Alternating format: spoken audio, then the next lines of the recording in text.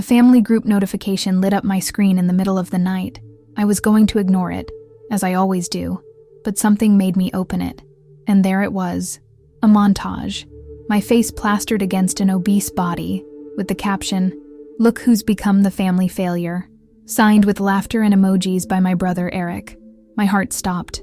My blood ran cold. It was as if they'd stripped me of the little dignity I'd still silently maintained. The likes came from cousins, aunts, even our mother, and no one said anything.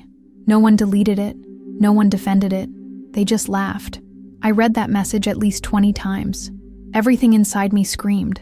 I trembled with rage, shame, and helplessness. I'd been humiliated before, but never so publicly, never so cruelly. Eric had always been the favorite son, the athletic, successful, popular one. I was the opposite, reclusive, outside the norm, the one who didn't work, and he always made that clear. But this time, he went too far. He exposed me, hurt me, reduced me to a group joke. I threw my phone on the bed and took a deep breath. I wanted to disappear, erase everything, but something inside me stirred. It wasn't just anger, it was a deeper feeling. He arrives. I wouldn't be the family punching bag for another minute. I got out of bed, turned on the lamp, and stared at the mirror. My eyes were red, but there was fire there. I had a choice. Keep quiet as always, or respond in kind. Not with insults, not with a fight, but with the truth. A truth everyone pretended not to see, and which now, I was about to throw in everyone's faces. And it was there, in that silent dawn, that everything began to change. An answer would emerge from there, but not just any answer. It would be definitive. It would shut everyone up, expose them, and transform everything. Because it's no longer about me being ridiculed. It's about who they've become, and I was ready to show it. Before continuing, share this story to reach further, subscribe to the channel, share this video on WhatsApp and leave a comment where you're listening from. I read each comment carefully, and that gives me strength to continue bringing real stories like this. I grabbed my phone and scrolled to a forgotten folder in the gallery. It was a photo no one in my family had seen, an image I'd kept secret out of shame, but which would now be my liberation. My finger paused on it, my chest tightened, and before fear could stop me, I pressed share. I sent it to the group. Silence. No reaction for almost 2 minutes. I was about to give up, until the first replies came in. "Is this serious?" wrote a cousin. "Why haven't you ever told me this?" asked another. And then, like a silent hurricane, the tide began to turn. There was no more laughter, no more teasing, only shock. The image was simple. An X-ray, a surgical report, and along with it, a text I wrote from the heart. "While you laughed at my appearance, I fought not to die. I lost 42 kilos after an emergency surgery caused by a genetic condition. But you only see what you want to ridicule." After that, I turned off my phone. I needed air. I didn't want to see the damage or the redemption. I just needed to breathe. And it was in that silence, between one notification and the next, that chapter 1 of my true story began. A story of pain, courage, and response. A story no one could ignore. From an early age, Eric was the star of the family. Team captain, straight A's, easy on the eyes. I was the opposite. Quiet, reserved, more into books and computers than sports. My parents were never cruel, but they never hid their favoritism either. The comparisons were constant, and I always fell behind. "Why can't you be more like your brother? Eric would never give me that kind of job." These phrases shaped my childhood. No matter how hard I tried, I was always second best. Or worse, the wrong choice. I began to believe that maybe I was actually less than, that my worth depended on their approval. As I entered adolescence, my body changed in ways I hadn't expected. I began gaining weight rapidly and uncontrollably. I was diagnosed with a rare metabolic syndrome. Treatments, tests, diets, but nothing seemed to work. Eric laughed behind my back. He called me an oxygen tank when I climbed the stairs gasping for air. There was a day that changed everything. We were at our mother's birthday barbecue. I could barely eat because of the medication.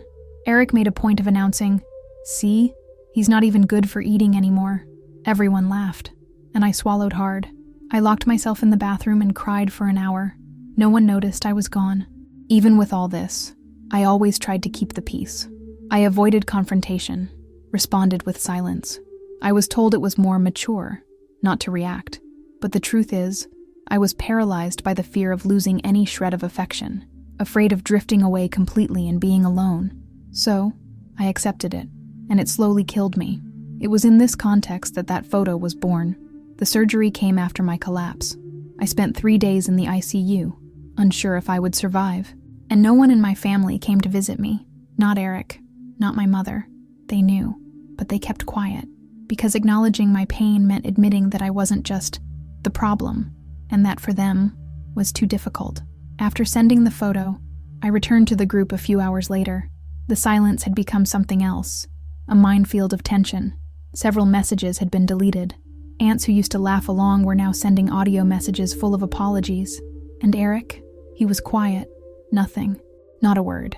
The king of the group, for the first time, in absolute silence. My mom called me at the end of the day. Her voice was tense. "Why did you post that in the group? Couldn't you handle it privately?" I took a deep breath before answering. "Because for years you've hurt me in public. It's time to hear the truth in the same place where you laughed at me." And I hung up. For once, I had the last word. My friends started sending me screenshots. Family members were deleting old posts, changing their behavior. The impact was real. No one expected me to have the courage, but it wasn't courage. It was exhaustion, a kind of exhaustion that only those who have spent their entire lives being the target, the decoration, the source of shame understand. Eric sent me a direct message.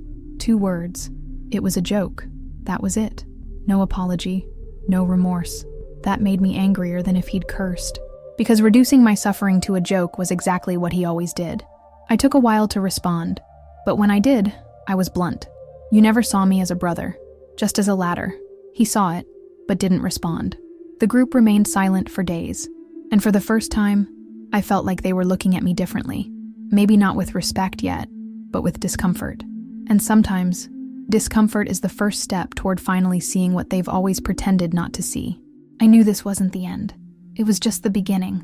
The first shock to a structure that pretended to be family, but was sustained by silence and humiliation.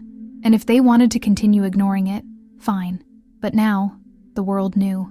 And this exposure came at a price they weren't used to paying. The following week, I remained silent. I didn't respond to anyone else in my family. I blocked Eric. I deleted the group. It was symbolic, but necessary. For the first time, I chose to protect myself, not please others. I could no longer live begging for space in a place that squeezed me. I chose to breathe, even if alone. I isolated myself for a few days. I reflected on everything. I realized how much my entire life I'd let others write my story. Every mocking laugh, every joke disguised as brotherly love, every passive-aggressive comment, all of it shaped my view of myself. And now, I was determined to break that script. I decided to start my own storytelling channel. The first post was exactly about the episode in the photo. I recorded it with my cell phone, with a shaky voice, but truthfully. I told everything, from the beginning. The pain, the exclusion, the surgery, the family group. The post went viral in 2 days. Thousands of comments. Thousands of people saying, "It happened to me too." Seeing that gave me strength. For the first time, my pain wasn't just mine. It was a collective pain. A cry choked in thousands of throats. I realized that by telling my story, I was also freeing others. People who, like me, had spent years being humiliated by those who should have protected them. I returned to therapy. I threw myself into my studies. And, little by little, I began building a new version of myself, no longer shaped by guilt, but by choice.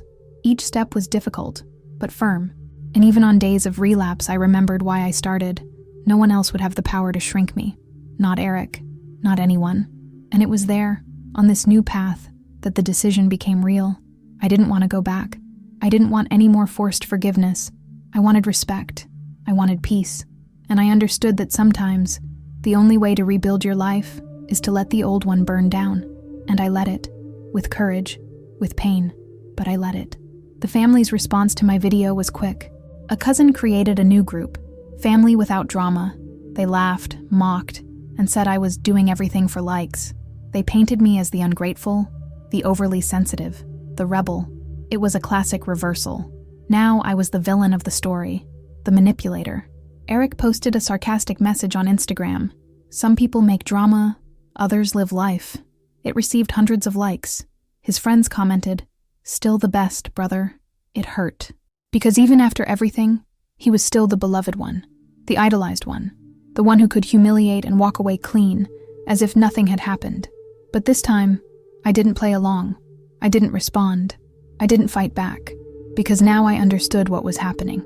It was the desperation of someone who had always been in control, and now saw that control slipping away. My silence wasn't weakness. It was strength, and that angered me more than any response. The messages kept coming, but now from strangers. People who told me, "You said what I never got to say to my mother," or, "What you experienced with your brother, I experienced with my sister." It was a whole universe of stifled stories, and it made me feel less alone. I wasn't an exception. I was part of something bigger. The exposure took its toll, of course. I had to deal with cruel comments, judgments, people calling me a whiner, but none of that brought me down anymore. Because now I knew who I was, and those who truly know themselves don't bow down to those who only know how to attack to hide their own weakness. And in the midst of this chaos, I became stronger, more aware. I no longer asked for love. I no longer begged for belonging. I was enough. And perhaps this is the greatest insult to those who always wanted to see me on my knees, see me standing, even after everything. A few months later, we crossed paths by chance. It was my dad's birthday. I wasn't going to be there, but I decided to drop by quickly, just to drop off a gift. When I walked in, Eric was there, talking loudly as always, laughing. But when he saw me, his laughter stopped. The mood in the room changed in seconds. Everyone went quiet, waiting for something to happen. My heart was pounding, but my posture was firm. I walked over to my father, handed him the gift, and greeted a few cousins. Eric watched me from afar, as if trying to decipher his new enemy. And in that moment, I realized he no longer knew me. The submissive brother, the easy target, was gone. In his place, there was someone whole. He tried to break the ice. "So, internet celebrity?" he said sarcastically. Forced laughter erupted in the background, but I just looked him in the eye. "Yeah, famous for telling uncomfortable truths." Silence. Pure, hard, dry. For once, he was the one at a loss for words. For once, the discomfort was his. My mother appeared next. She gave me a brief, emotionless hug. It was clear the video had shaken her. She didn't say anything, but she also didn't look me in the eye. The house I once called home now felt like an artificial set, a play where no one knew how to act. The mask of the perfect family was cracked. That night, there were no shouts, but there were silent truths. I left with my head held high, without needing to prove anything to anyone, because sometimes true confrontation doesn't require a loud voice. Presence is enough. The firmness of someone who no longer owes anything to anyone, and who finally understands this, is enough. It was at that dinner that I knew. I no longer needed to run. I no longer needed to erase my pain to maintain the peace of others. If my existence bothered them, it was because I was finally taking up the space that had always been mine. And that was freedom. 2 days after dinner, I received a text from Eric. It was long. For the first time, without irony. He said he didn't know what he was doing, that he grew up learning that affection was proven through teasing, that he never understood how much it hurt me. He admitted he saw the video, that he cried, and that he felt exposed. He said he wasn't ready for a full apology, but he wanted to try to start over. I read everything calmly. I didn't respond right away. I needed to think, because accepting that gesture meant revisiting wounds that were still healing. And I didn't want to confuse empathy with an obligation to forgive. I talked to my therapist, to friends. Most of them said, "You don't owe him anything." And it was true, but it was also true that something in him had changed. Maybe a little late, but he had. And that ignited a side of me that still believed in redemption. Not for them, but for myself. I responded 2 days later. Short, honest. I said, "If you want to rebuild something, you'll have to start from scratch. No jokes, no ego, no rush, just the truth." He visualized it. And hours later, he responded, "Okay, I'm in." It was awkward. It was difficult, but it was a step, one I never thought we'd take. It wasn't an immediate reconciliation, but it was the first time in years that a bridge had appeared between us. And it wasn't made of blood or forced ties. It was built with pain, regret, and courage. And yet, It felt stronger than anything we'd ever known before. In this silence between what we were and what we could be, I understood something important. Sometimes, the loudest scream is the silence of those who will no longer be silent, of those who assert themselves without causing harm, of those who transform pain into a limit. And this silence was what finally made him hear me. After that first step, my relationship with Eric remained shaky, like someone treading on thin ice. He wasn't sure how to approach me, and I still had too many open wounds to make things easier. But there was a quiet change in his mannerisms, fewer jokes, more listening, and above all, more care. That coming from him was already huge. Our meetings became brief, quick coffees, short lunches, no grand declarations. But what had been tension before was now respect. He still had a lot to learn, and I had a lot to process. But the difference was that now no one pretended everything was fine. There was truth, and the truth, even harsh, is a starting point. My mother was the most resistant. She remained distant, uncomfortable. Sometimes she seemed to prefer the version of me that suffered in silence. When she watched another of my videos, she sent a curt message. "You didn't have to expose us." I took a deep breath and replied, "I didn't expose you. I exposed the pain you caused me." She never responded, but months later, she started liking my posts. Small gestures that seemed insignificant, but to me they were signs. Maybe not of acceptance, but of some level of understanding. Sometimes we need to accept that some people only go as far as they can, and that's okay. I remained focused on myself. The platform grew, the stories multiplied. I became a source of support for many people. People who were silenced in their own homes. People who cried because they didn't fit in. And it was in this role of a borrowed voice that I discovered my purpose, transforming trauma into transformation. Every story I heard echoed parts of my own. And ironically, the more I helped others, the more I healed myself. The pain didn't disappear. It organized itself. And that's how I understood that rebuilding isn't about forgetting. It's about reorganizing chaos until it becomes shelter. And for the first time, I had shelter. One night, alone on the porch, I looked up at the sky and thought about everything. The boy I was, the man I'd become, the brother who mocked me, my mother's silences, all the times I cried, locked in my room. It all seemed so distant, yet at the same time, still so alive within me. I closed my eyes and imagined myself back in that first night, when I saw the montage in the family group. I remembered the tightness in my chest, the humiliation, the desire to disappear, and I smiled.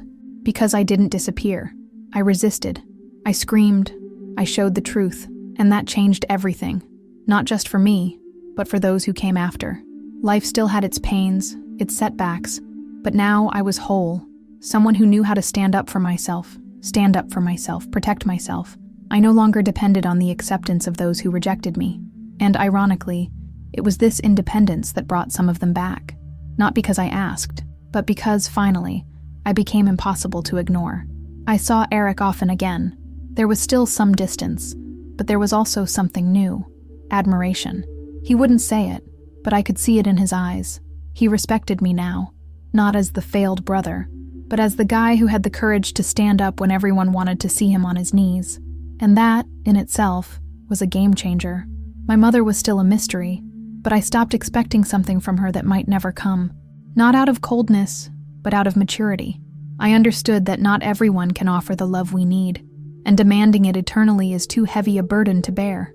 Forgiveness in this case was more for me than for her. And there, on that balcony, looking out at the city lights, I understood. I didn't overcome pain by ignoring it. I overcame it because I faced it, screamed, and transformed it, because I chose to live truthfully, even when it cost me everything.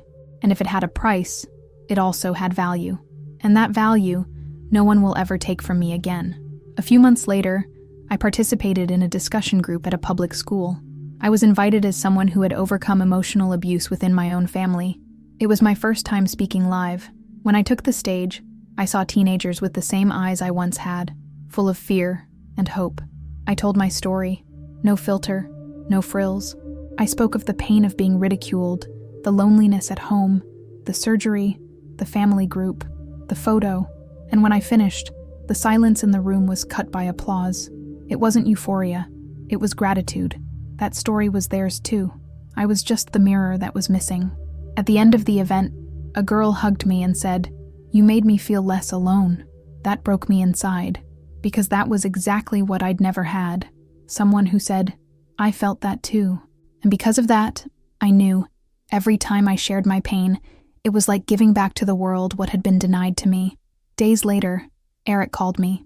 He said he'd seen the video of the event, that he'd cried, that he felt proud and ashamed. You've become something I never imagined, and yet, you didn't turn against me. You turned to yourself. For the first time, he wasn't trying to justify it. He was just acknowledging it, and that, oddly enough, was more impactful than any apology. We talked for hours.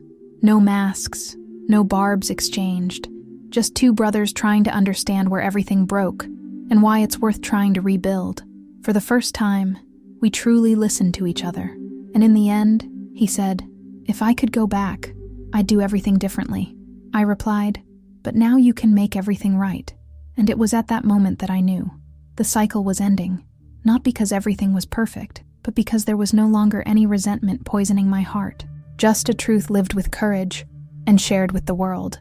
And that, yes, was a victory. Things at home changed. They didn't become a fairy tale, but they were no longer a war zone. I started getting invited to dinner parties. My mom still didn't talk much, but she listened. Sometimes she even asked how the channel was doing. She didn't say, I'm proud of you, but she made pancakes. And that, coming from her, was almost a cry of affection.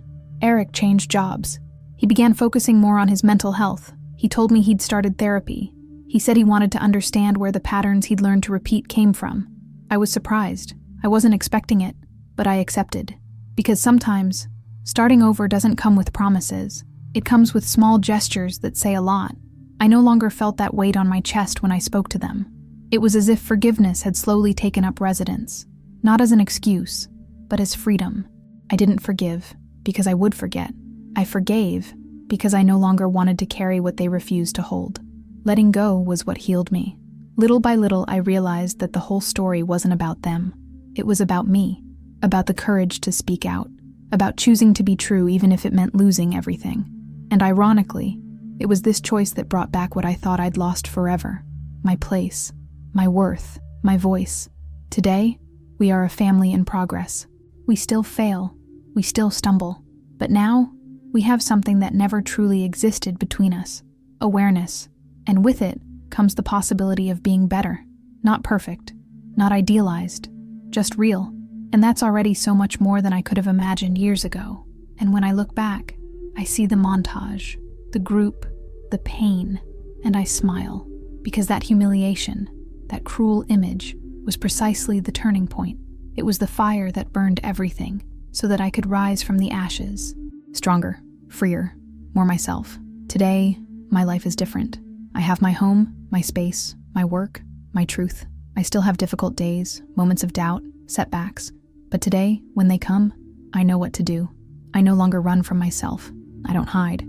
I don't try to fit into molds that were never made for me. I just exist, and that's enough. My channel has become a community. I receive stories every day.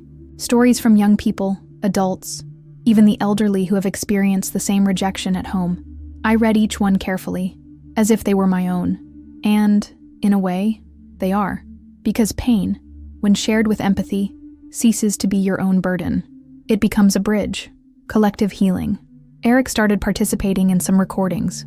We talked together about masculinity, family, and forgiveness. At first, the audience was surprised. Many said, I don't know if I could forgive, and that's okay.